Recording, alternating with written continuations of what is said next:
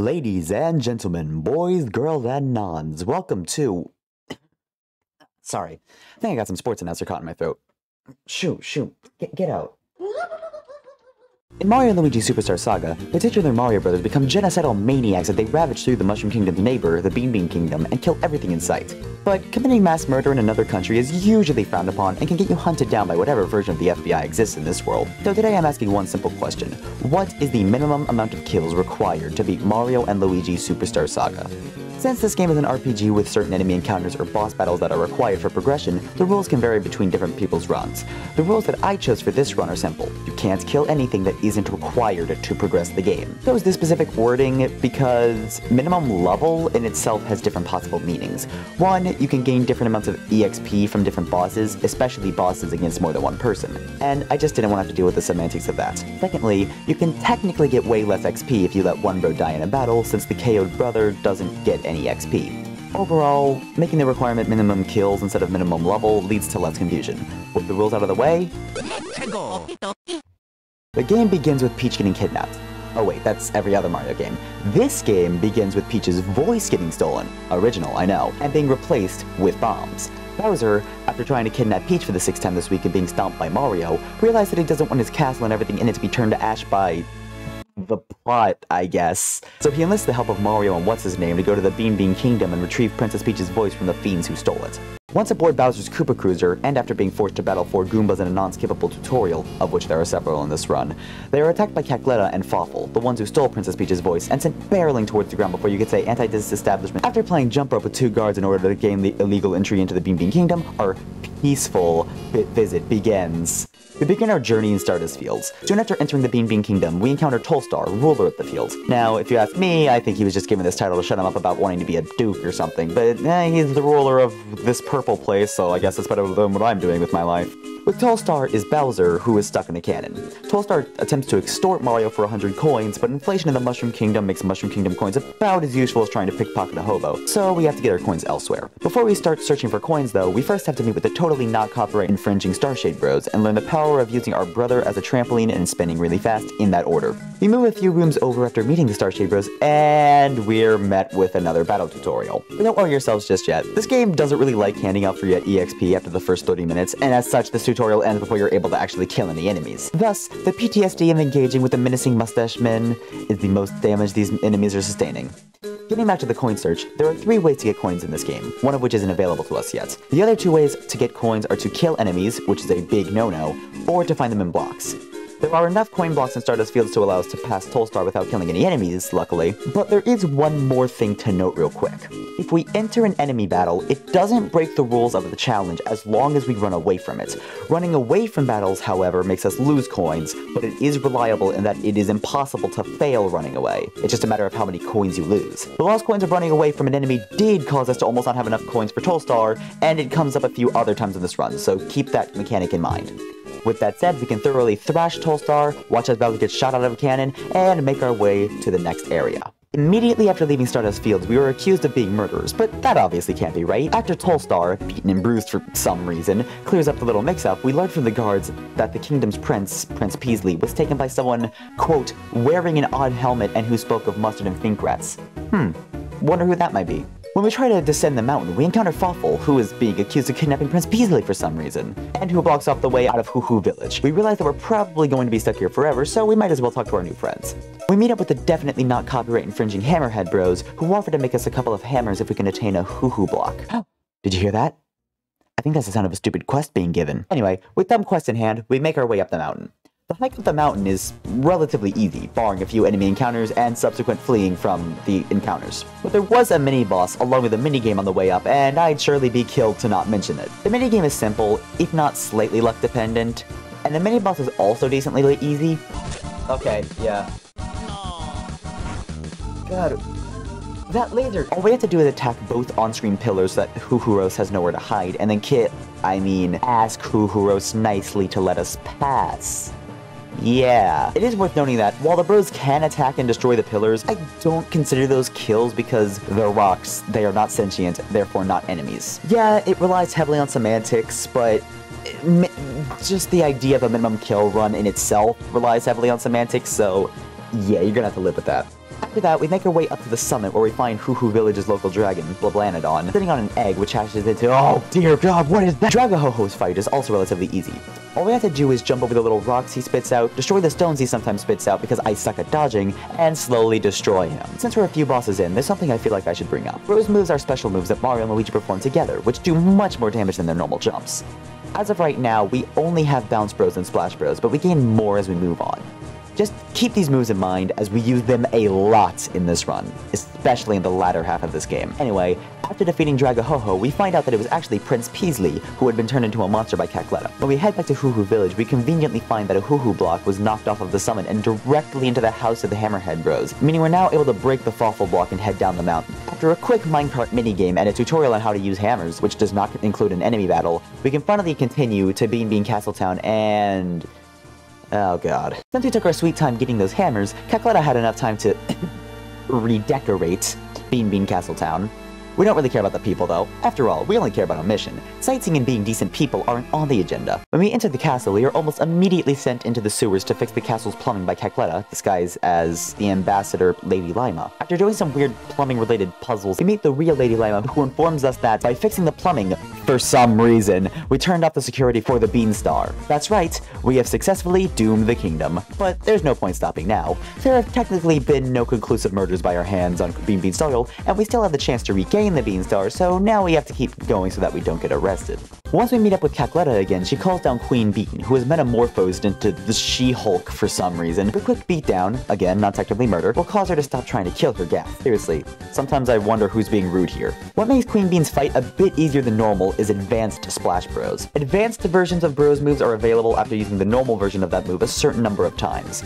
We unlocked Advanced Bounce Bros during the Dragahoho fight, but I didn't feel the need to bring it up because it didn't add much to that fight. Advanced Splash Bros is a move that we unlocked during this fight, and we used a lot in the battle because of one special property. Queen Bean's crown keeps her from being able to be damaged due to it being spiky. Normally you would have to beat both of her arms, which would cause her crown to fall off, but Advanced Smash Bros allows you to jump on and actually do more damage to spiky enemies, negating her main gimmick. Seriously, I don't know why they even allow you to unlock this move for this battle. It completely negates the gimmick, but whatever. Unfortunately for Splash Bros, we really don't use it again after Queen Bean due to obtaining better Bros moves like 10 minutes later, but it served its use. Queen Bean does have one difficult to dodge attack where she'll swing her arm down at Mario or Luigi and we have to use our hammers at just the right time to avoid it. The reason this was so hard is due to this being the minimum kill run, one of the Bros can get KO'd from getting hit twice by that attack, and Queen Bean always does that attack twice, sometimes aiming for the same Bro twice in a row. So there are times where if you suck enough at dodging, one Bro just gets instantly KO'd from one attack. Once I got better at dodging that attack, which took quite a few attempts, the fight was pretty easy.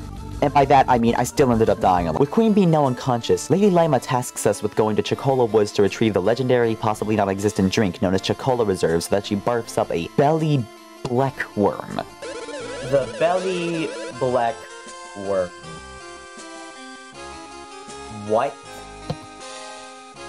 What?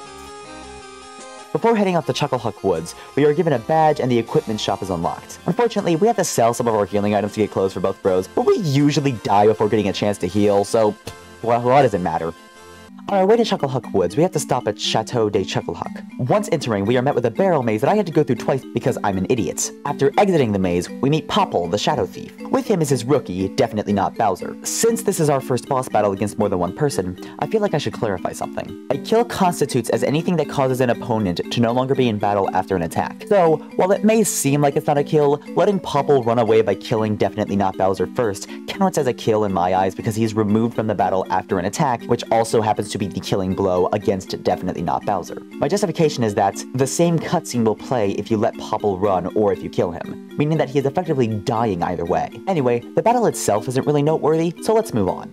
After the battle, Popple and definitely not Bowser run away, meaning the Italian plumber brothers still have yet to commit conclusive murder, and we meet the two characters who represent one of the worst parts of this run, my atrocious French accent.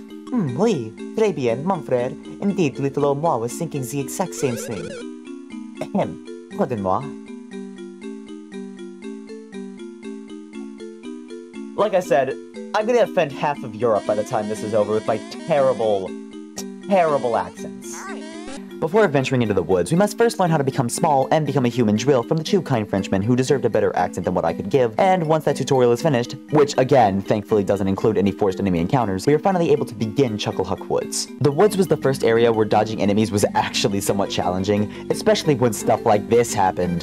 I'm gonna go back and save just so that if I die again, I'll have saved after doing the bean shit and like the dialogue with the big tree guy. Like it'll already be done. That spear! What do you mean? Other than the enemy dodging, this area is pretty straightforward. There is a new mechanic that is introduced that is worth mentioning, the barrel. By using our newfound tunneling abilities, we can pop up from under the barrel, trapping Luigi inside. We can still walk when Luigi is in the barrel, as well as use him as a platform to reach high up buttons. With all of these abilities in tow, we make it to the fat int known as Chuckleroot. He tells us that, to pass him, we must first retrieve 3 Chocola fruits. Did you hear that?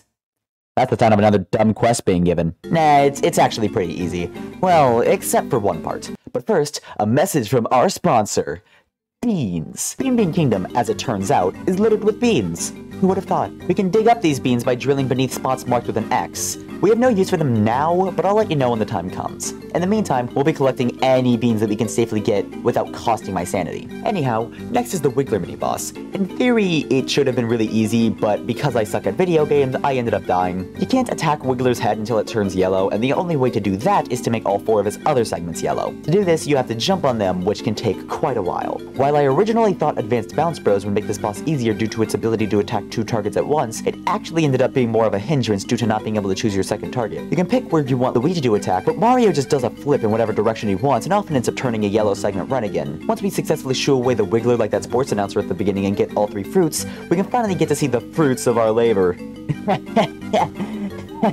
We find Bubbles, the original owner of the chateau and the creator of the Chocola Reserve, who has, and I'm not joking, used his sentient soda monster to capture Popple and definitely not Bowser because they were trying to steal his soda that he has been working on for a millennia. After fighting that same soda ourselves, which honestly was one of the easiest parts of this run, we roll our way back to Bean Castle and restored Queen Bean to her former, well, not glory, but she's back to normal. It is worth noting that, because we learned the small and drill hammer techniques, we unlocked Chopper Bros and Knockback Bros for Mario and Luigi respectively. Chopper Bros is invaluable because it does more damage the faster I spam A, and I've played enough Mario Party to know how to spam A. Knockback Bros, on the other hand, just does more damage than Splash Bros and Bounce Bros, and the advanced versions of both of these moves are going to be also invaluable once we unlock them. Until then, though, Chopper Bros and Knockback Bros still pack quite the punch. Before going to fight Cackletta, we have a few things to take care of. Now that we have the drill technique, we decided to scavenge the entire Bean Kingdom for its precious Chuckle Beans. We also went back to play some more jump rope and do more of the minecart minigames so that we can earn T-Beans. With 25 of each bean in hand, we make our way to the definitely not copyright infringing Starbeans Cafe.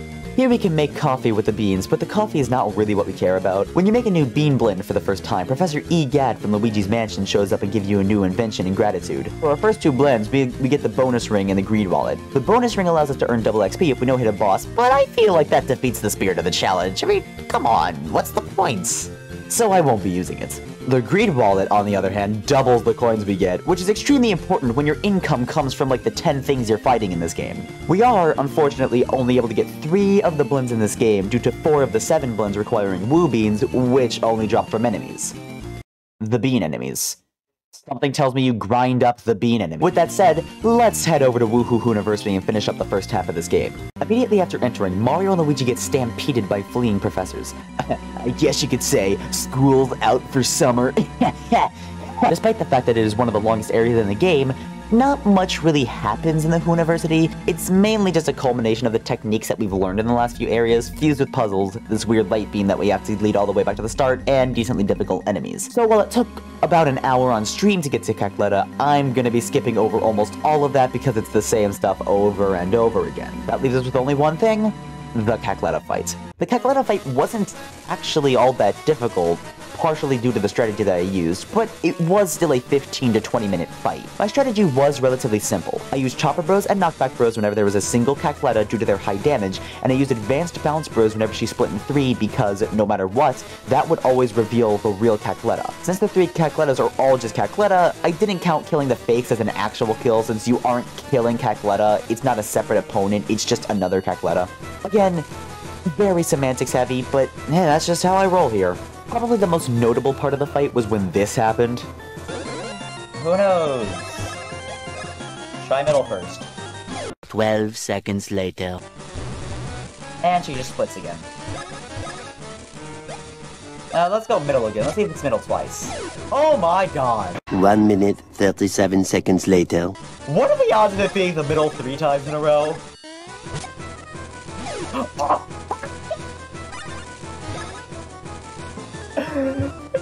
Clip that shit. While Cackleta's body was destroyed in this battle, her soul was still alive, so once again the Mario Bros narrowly avoided committing another murder. After Fuffle sucks up Cackleta and gets kicked out of school, we find the Beanstar in the basement along with...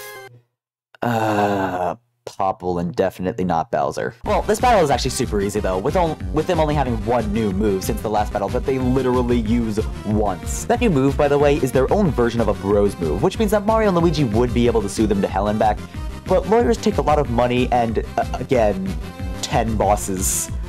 So they get out of it this time. The next few minutes are very eventful. Definitely not Bowser remembers that his name is actually Bowser. Who would have thought? Mario and Luigi get sent to an island where they learn how to be a firebender and a literal god, respectively. Cackleta possesses Bowser, creating Definitely Not Bowser 2, Electric Boogaloo. But people didn't like that name, so we'll just refer to them as Bowletta. Finally, the Beanstar breaks into 4 pieces for some arbitrary plot reason. While I'd love to make this one long video and finish this all up here, the YouTube algorithm only likes to recommend videos that fit with the average person's attention span of pi seconds, so I'm gonna split this into 2 halves. Don't worry though, the second part should already be published by the time you finish this video, but if not, then give YouTube like 15 to 30 minutes to stop being stupid and you'll be able to finish watching this.